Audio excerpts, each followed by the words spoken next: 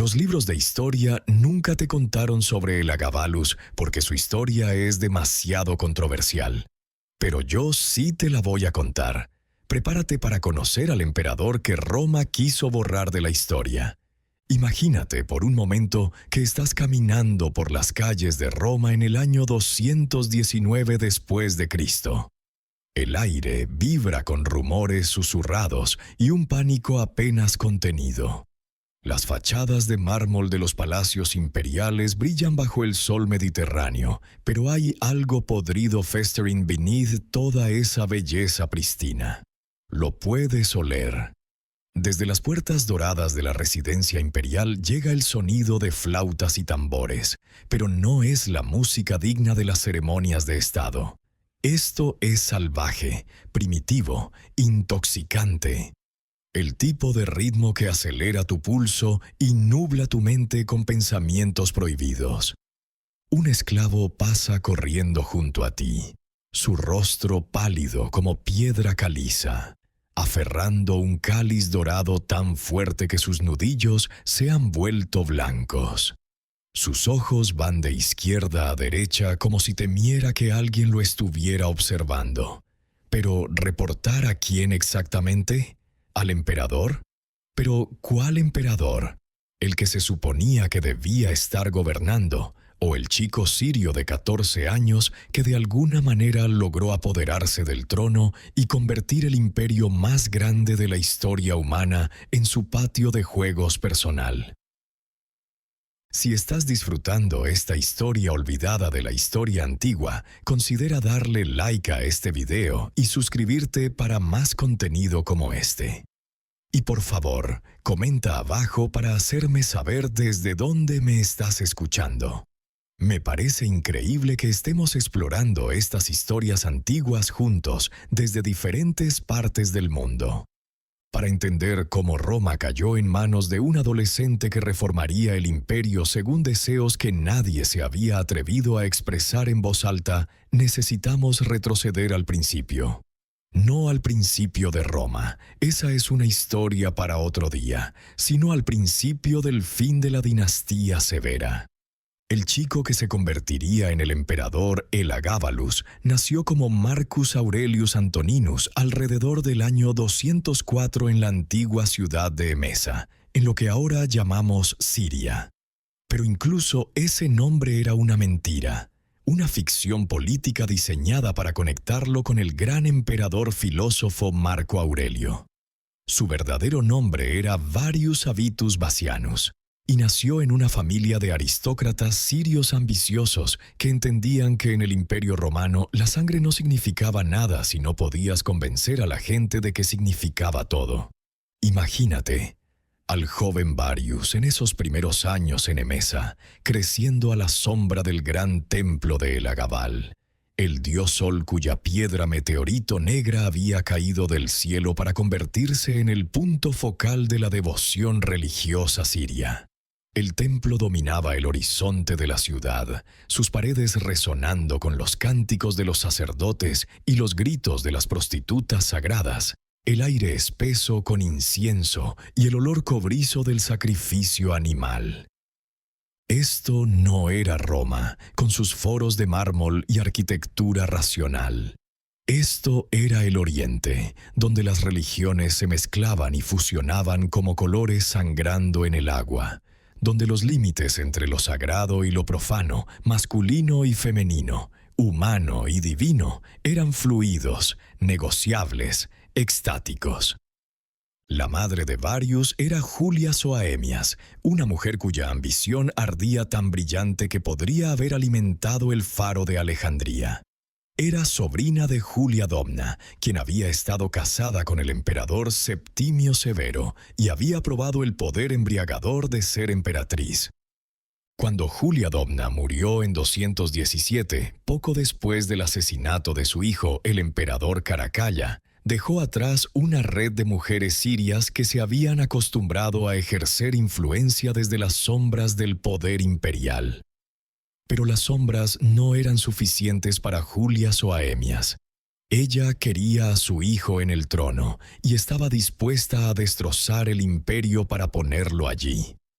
La oportunidad llegó cuando el emperador Macrino, el hombre que había orquestado el asesinato de Caracalla, cometió el error fatal de intentar recortar el pago de las legiones estacionadas en Siria. Los soldados romanos eran muchas cosas, pero pacientes no era una de ellas, especialmente cuando se trataba de sus salarios. Julia Soaemias vio su oportunidad y atacó como una serpiente.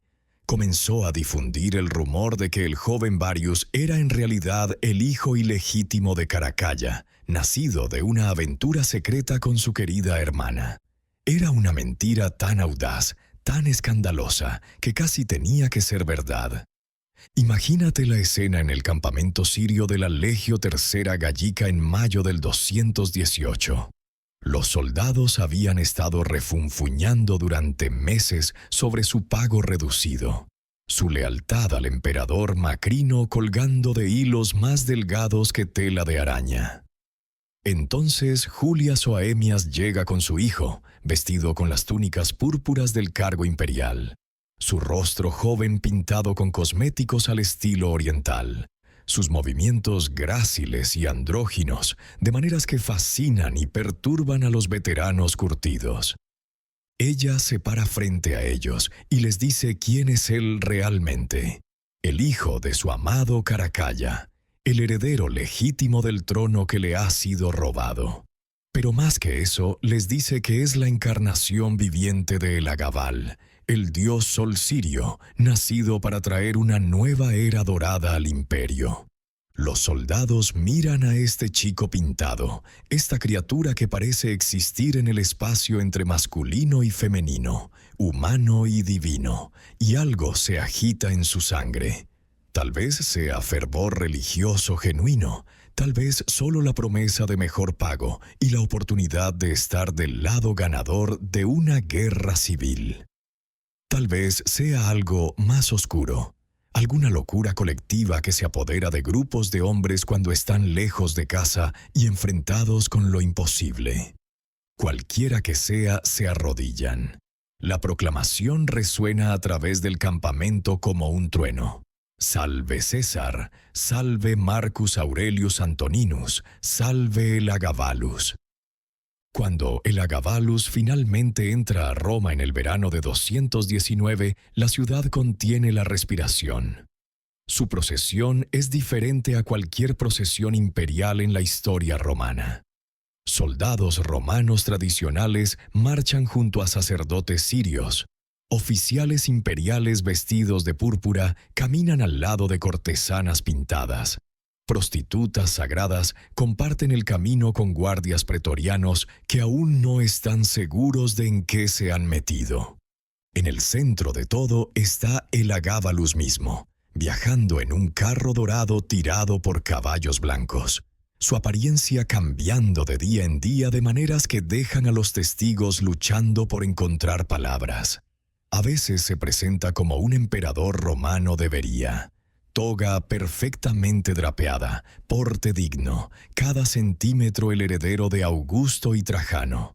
Otras veces aparece en túnicas sirias fluidas, su rostro pintado con cosméticos, joyas brillando en su garganta y muñecas, luciendo más como un bailarín de templo que como un comandante militar. Pero no es solo su apariencia lo que inquieta a la gente, es su comportamiento. Los emperadores romanos se esperaba que fueran distantes, dignos, accesibles solo a través de ceremonias cuidadosamente coreografiadas. Elagabalus se lanza entre las multitudes, toca a soldados comunes, se involucra en exhibiciones públicas de éxtasis religioso que dejan a los observadores inseguros de si están presenciando inspiración divina o locura. El primer signo de lo que está por venir aparece a los días de su llegada. Elagabalus anuncia que se casará con la piedra de Elagabal con Minerva, la diosa romana de la sabiduría y la guerra. Es una ceremonia que no tiene precedente en la tradición religiosa romana, una mezcla de deidades sirias y romanas que horroriza al sacerdocio tradicional. Pero eso es solo el comienzo. En semanas, el nuevo emperador ha comenzado la construcción de un templo masivo en la colina palatina, dedicado no a Júpiter o Marte o cualquiera de los dioses romanos tradicionales, sino a Elagabal. El sonido de martillos y cinceles resuena a través de la ciudad, mientras los trabajadores laboran para crear un monumento a un dios que la mayoría de los romanos nunca han escuchado nombrar. La aristocracia romana tradicional observa con horror mientras su mundo cuidadosamente ordenado se disuelve en caos. Estos son hombres que rastrean sus linajes hasta la fundación de la República, que se ven a sí mismos como los guardianes de la virtud y tradición romanas. Han resistido guerras civiles e invasiones bárbaras, pero nunca han enfrentado algo como esto. Un emperador que parece decidido a destruir todo lo que consideran sagrado. Pero quizás el aspecto más impactante del reinado de Elagabalus no es su violación de las normas políticas, sino su violación de las normas de género. En una sociedad donde la virtud masculina se considera el fundamento del orden cívico, donde se espera que el emperador encarne el ideal de la virilidad romana, Elagabalus presenta algo completamente diferente. Las fuentes antiguas lo describen usando ropa de mujer, usando cosméticos femeninos, incluso llegando a buscar médicos que podrían ser capaces de transformar su cuerpo masculino en uno femenino. Los historiadores modernos debaten si esto representa disforia de género genuina o simplemente teatro político diseñado para impactar e intimidar, pero para los romanos contemporáneos la distinción es irrelevante. Lo que importa es que su emperador, el símbolo viviente del poder y autoridad romanos, parece rechazar el concepto mismo del liderazgo masculino que ha definido su civilización durante siglos. Las relaciones personales del emperador se convierten en tema de especulación y chisme sin fin. Se dice que se ha casado múltiples veces, con mujeres, con hombres, con sus propios cortesanos, con príncipes extranjeros, con los mismos dioses en elaboradas ceremonias religiosas. Cada nueva unión se anuncia con gran fanfarria, completa con celebraciones públicas que mezclan el espectáculo romano con ritual religioso sirio, de maneras que dejan a los observadores inseguros de si están presenciando una boda o una iniciación religiosa. Pero no son solo los matrimonios en sí los que escandalizan a Roma, es la forma en que Elagabalus habla de ellos.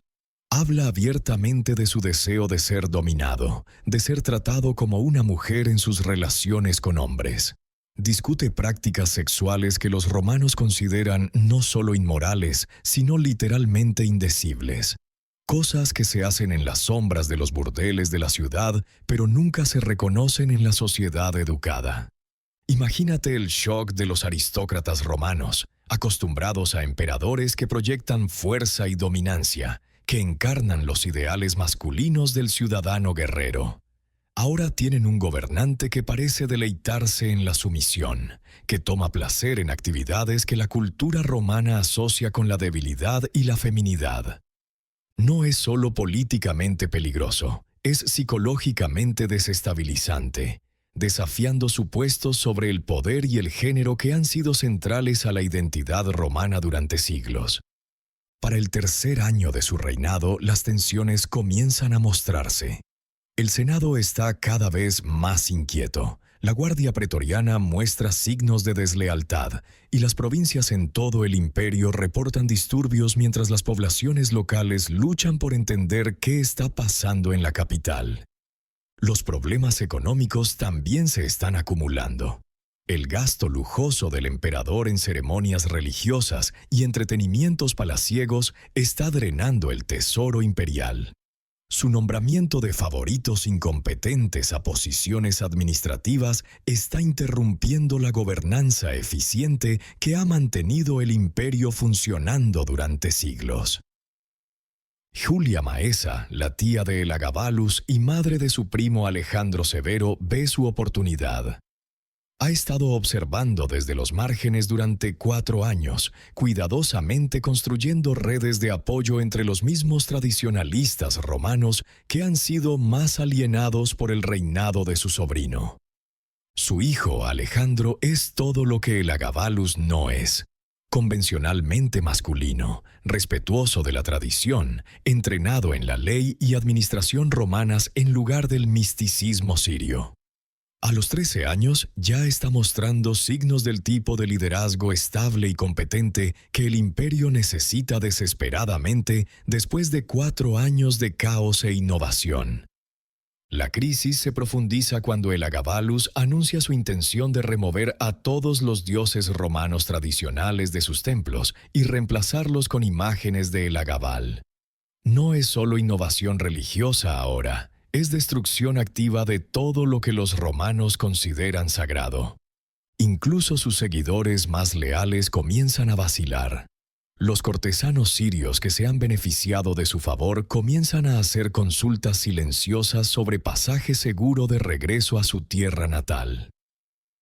Los aristócratas romanos que se han adaptado a su régimen comienzan a posicionarse para lo que venga después. Julia Maesa ataca el 11 de marzo del 222, eligiendo su momento con precisión quirúrgica.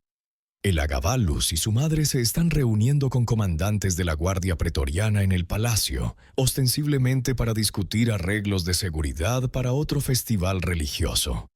Pero cuando llegan a la cámara designada, la encuentran llena no de protectores leales, sino de hombres armados, cuyas caras no muestran nada excepto determinación fría. Imagínate ese momento cuando Elagabalus se da cuenta de que su protección divina finalmente ha fallado.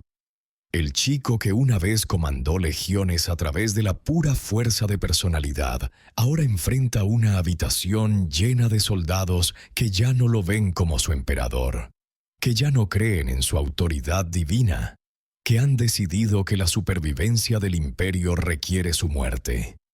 No hay discurso dramático, no hay argumento teológico final, no hay milagro de último minuto.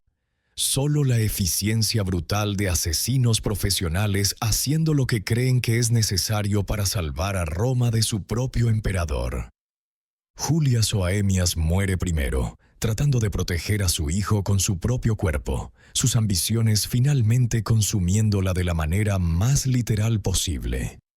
Elagabalus sigue momentos después, el chico que afirmó ser inmortal, descubriendo que la mortalidad es la única tradición romana que ni siquiera él puede escapar.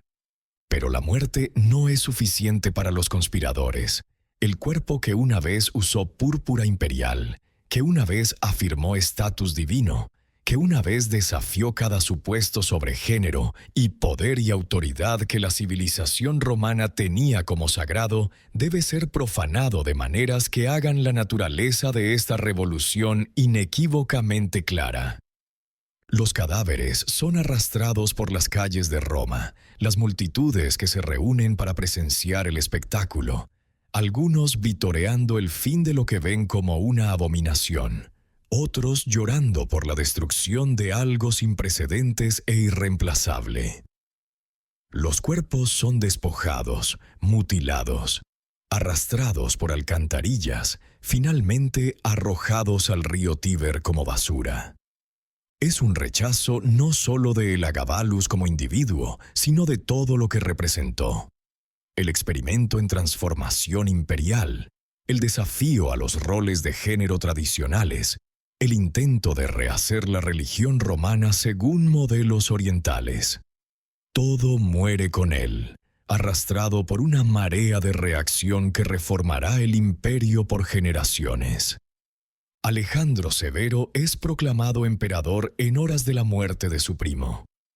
A los 13 años es incluso más joven de lo que era Elagabalus cuando tomó el poder, pero en todo otro aspecto representa una reversión completa de las innovaciones del reinado anterior.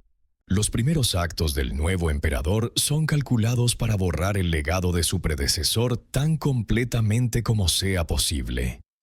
El templo de Elagabal es convertido a otros usos, sus sacerdotes sirios despedidos o ejecutados.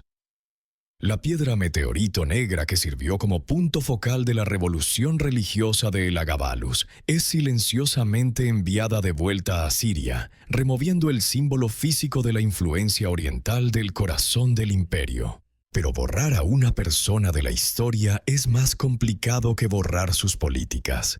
El reinado de 4 años de Elagabalus ha dejado cicatrices en la psique romana que no sanarán fácilmente.